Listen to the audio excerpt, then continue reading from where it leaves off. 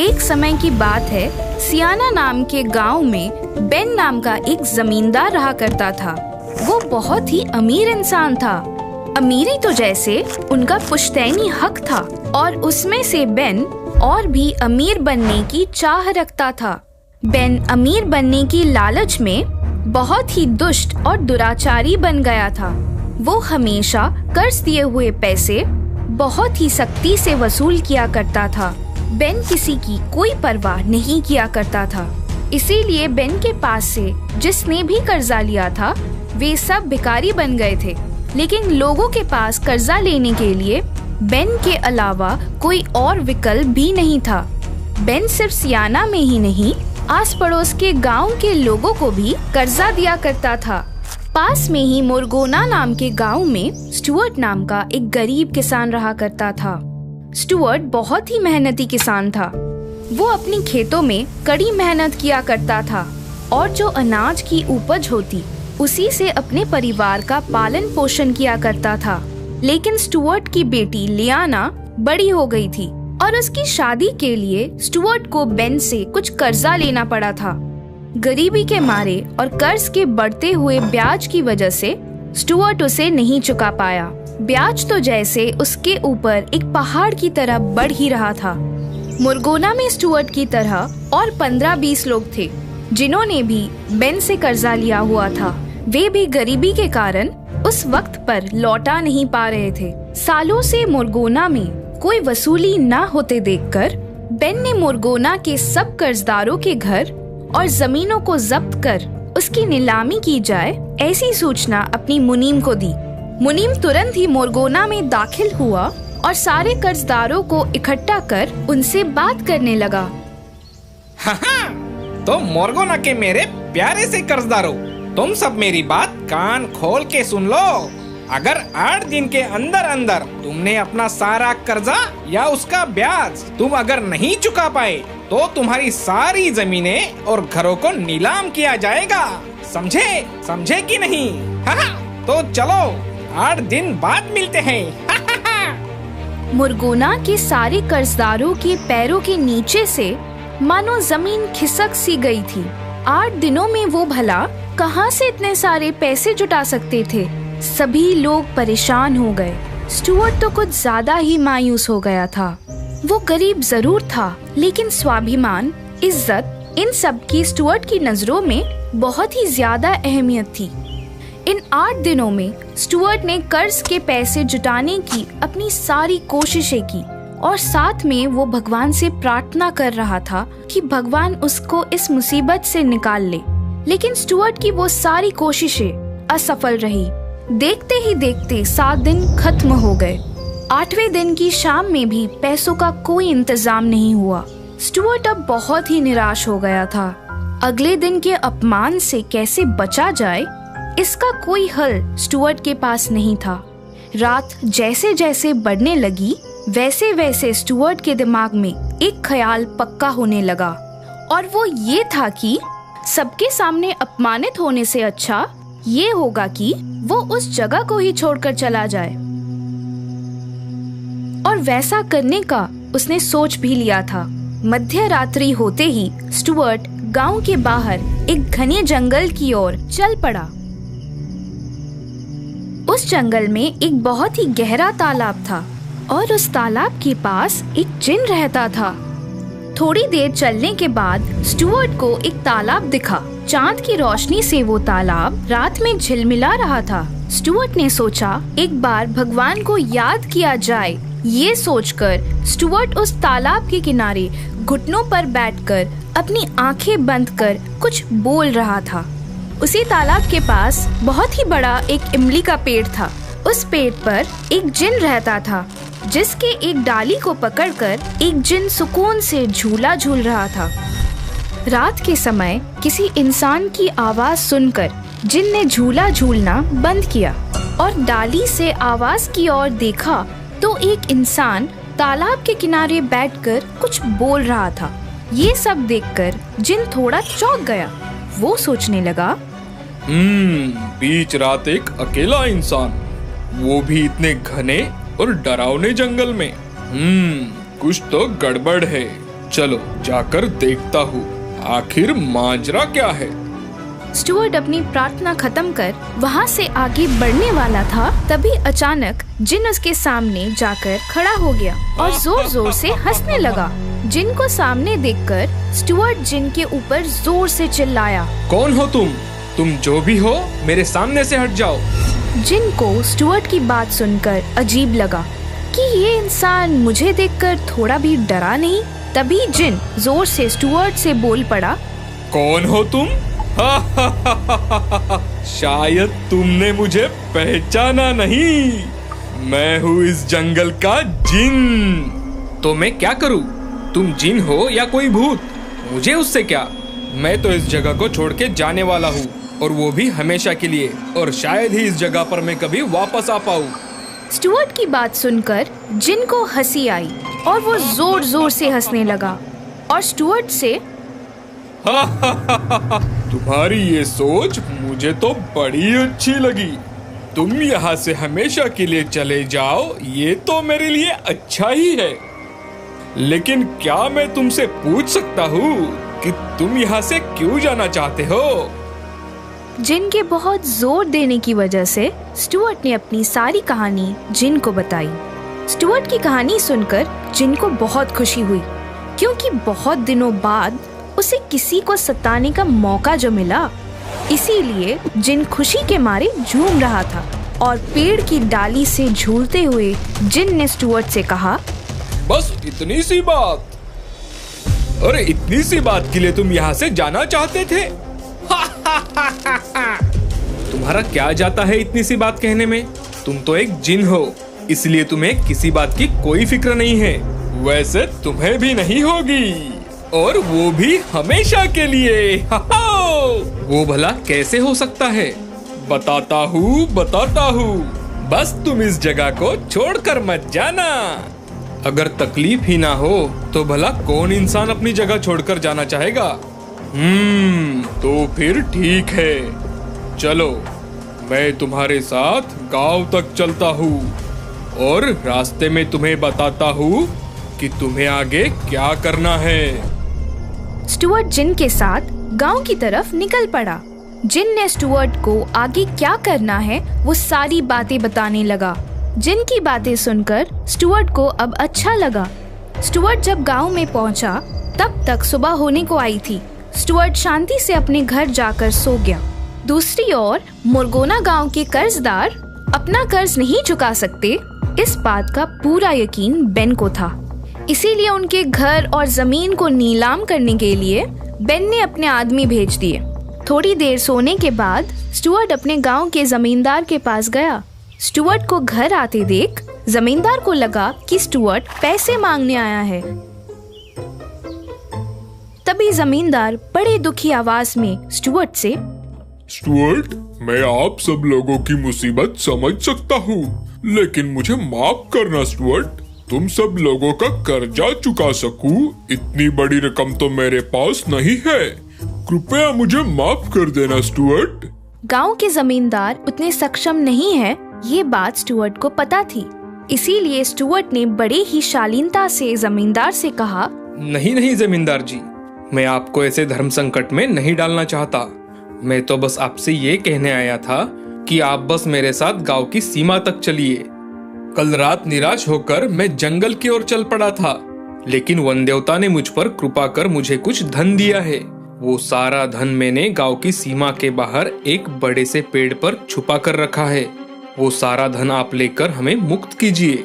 Stuart की बात सुनकर जमींदार किसी को बिना बताए स्टुअर्ट के साथ गांव की सीमा पर चला गया। वहां जाते ही पेड़ पर बैठे जिन ने जमींदार के शरीर में प्रवेश किया। वैसे ही जमींदार का बर्ताव अचानक से बदल गया। वो हंसने लगा। ये देखकर स्टुअर्ट तुरंत बोला, ए जिन, ऐसा कोई काम मत करना कि किसी को हम पर शक हो जाए। ठीक है, चलो अब गांव में जाते हैं। अब नीलामी शुरू ही होने वाली होगी। स्टुअर्ट और जमींदार जब गांव में आए तो उन्होंने देखा बेन का एक आदमी बीचों बीच खड़े होकर नीलामी की शुरुआत करने वाला था। जैसे ही नीलामी शुरू हुई वैसे ही जमींदार के अंदर का जिन जानबूझकर कीमत बढ़ाने लगा। जमीन, घर और बाकी जायदाद की कीमत जिन बढ़ा ही रहा था, तभी सारे गांव वाले जमींदार की ओर चौंक देखने लगे, क्योंकि सारी चीजों की कीमत बहुत ही ज्यादा बढ़ चुकी थी। लेकिन इन सब में से सबसे ज्यादा जो खुश था वो था बेन और उसका आदमी जो ये नीलामी कर रहा था। वो बेन से एक बड़े इनाम मिलने की ख्वाहिश कर रहा था। आखिर में सब मिलाकर 10,000 सोने के सिक्कों में नीलामी खत्म हुई। सारी जायदाद अकेले जमींदार ने ही खरीद ली थी। सारी रकम जमींदार से लेने के लिए 2-4 दिन में बेन खुद आएंगे, ऐसा कहकर बेन का आदमी वहाँ से चला गया। वो जाते ही गांव के सारे कर्जदारों ने जमींदार के सामने अपने सर झुकाए और उन्हें प्रणाम किया। अब 2-4 दिन तो जिन को जमींदार के अंदर ही रहना था, नहीं तो जिन के सारे किए कराए पे पानी फिर जाता और फिर जिन को भी तो बेन को सबक सिखाना था। दूसरी ओर मोरगोना से नीलामी की रकम जमींदार से लेने के लिए बेन ने अपने बेटे जेम्स को भेजा। जेम्स अपने आप को बहुत ही होशियार समझता था। दोस्तों के सामने वो हमेशा बड़ी बड़ी बातें किया करता था। 2-4 दिन बाद जेम्स मोरगोना में आया और उसने नीलामी की रकम वसूल की और उसे रकम वापस मिल गई और वो कर्ज मुक्त हो गया। ऐसी बेन की मुहर लगाई हुई कागज उसने जमींदार को दे दी और जमींदार का एक दिन का आदर-तिथ्य लेकर जेम्स अपने गांव सियाना के लिए निकलने वाला था। तभी जमींदार के अंदर के जिन ने जेम्स से कहा, जेम्स, क्या तुम्हें पता है हमारे यहाँ बहुत ही अच्छी नस्ल की बकरियाँ मिलती है। अब तो तुम्हारे पास पैसे भी है और तुम यहाँ पर भी हो, तो कुछ अच्छी बकरियाँ लेकर जाओ। तुम्हारे पिताजी को भी यहाँ की बकरियों के बारे में पता है। बकरियाँ देखकर वो आपसे जरूर खुश होंगे। अब जेम्स भी भला इस बात को कैसे मना करता। उसने सोचा, पिताजी मेरे व्यापारिक चातुर्य देखकर खुश हो जाएंगे। ये सोचकर जेम्स जमींदार की बात मानकर तुरंत वहाँ के बाजार में गया। इधर जमींदार के अंदर के जिन ने बाहर निकलकर एक व्यापारी का भेष बना लिया और बाजार के एक कोने में खड़ा रहा। स्टुअर्ट भी उस बाजार में अपनी बकरी लेकर जिन से थोड़ी दूर खड़ा रहा। जेम्स बाजार में बकरियों की कीमत पूछते पूछते स्टुअर्ट के पास आया। स्टुअर्ट ने अपनी बकरी की कीमत बाकी बकरियों से 2 गुनी ज्यादा बताई। ये देखकर जेम्स स्टुअर्ट से, क्या इस बकरी की इतनी कीमत? क्या ये सबसे अच्छी बकरी है? तभी स्टुअर्ट ने विनम्रता की आवाज में जेम्स से कहा, मालिक, मैं हमेशा सबसे अच्छी ही बकरियां बेचने को लाता हूँ, लेकिन अगर आपको इस बकरी से भी अच्छी बकरी चाहिए तो आप उस कोने में खड़े व्यापारी के पास जाओ। उसके पास एक से बढ़कर एक बकरियां है। जेम्स एक पल भी विलंब न करते हुए उस व्यापारी के पास गया और उनसे पूछा, मैंने सुना है आपके पास बहुत अच्छी नस्ल की बकरियां हैं। मुझे भी अच्छी नस्ल की बकरी चाहिए। जिन ने जेम्स को ऊपर से नीचे तक देखा और उससे कहा, अच्छी मतलब कैसी? अगर आपको कसरत करने वाली बकरी चाहिए तो उसकी कीमत भी ज्यादा होगी। कसरत करने वाली बकरी? भला वो कैसे होती है? अगर आपको वो देखना है तो आपको 100 सोने के सिक्के देने होंगे। जेम्स ने तुरंत 100 सोने के सिक्के निकालकर व्यापारी को दिए। व्यापारी जेम्स को बाजार से दूर एक खुली जगह पर लेकर गया और उसने एक बकरी को आगे किया। बकरी पेड़ पे चढ़ने लगी, गोल गोल घूमकर कूदने लगी। बकरी ने बहुत सारे करतब करके दिखाए। ये देखकर जेम्स हैरान रह गया और उसने व्यापारी से पूछा, क्या आपको ये बकरी बेचनी है? बेशक, लेकिन इसकी कीमत 2000 सोने के सिक्के है। 2000 सोने के सिक्के? क्या कभी एक बकरी की इतनी कीमत होती भी है? बस तुम तो इतने में ही डर गए। दोस्त, अगर तुम गाने वाली बकरी की कीमत सुनोगे तो क्या करोगे? क्या गाने वाली बकरी? हाँ, गाने वाली बकरी। लेकिन अगर तुम्हें उसका गाना सुनना है तो तुम्हें उसके 400 सोने के सिक्के देने होंगे। जेम्स ने तुरंत 400 सोने के सिक्के दिए। व्यापारी ने एक बकरी को आगे किया और उसे गाना गाने के लिए कहा। बकरी ने बहुत ही सुरीली आवाज में गाना गाया। बहुत खूब। इस बकरी की क्या कीमत है? 5000 सोने के सिक्के। लेकिन इस बकरी से अच्छी नाचने और गाने वाली बकरी है।